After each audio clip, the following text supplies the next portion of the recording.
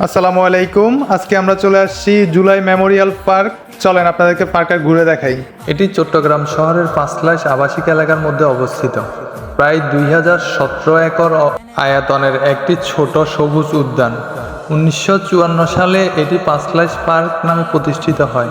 2002 সালে চট্টগ্রাম সিটি কর্পোরেশনের মাধ্যমে জাতীয় সংঘ পার্ক নামে নামকরণ করা হয়। 2022 সালে গণপূর্তায়ন অধিদপ্তর জাতীয় সংঘ সবুজ উদ্যান প্রকল্পের আয়াতে আধুনিকায়ন করে, যার আহ্বানে ব্যয় হয়েছিল 12,65,00,000 টাকা। সম্প্রতি এই সংস্করণের কাজ সম্পূর্ণ হওয়ার পর 2025 সালের 3 জানুয়ারি পার্কটির নামকরণ করা হয় জুলাই স্মৃতি উদ্যান নামে। এই নামকরণ করা হয় জুলাই আগস্ট মাসের গণ অভ্যুত্থান শহীদদের প্রতি সম্মান জানাতে, যেন ভবিষ্যৎ প্রজন্ম তাদের ত্যাগের কথা মনে রাখে।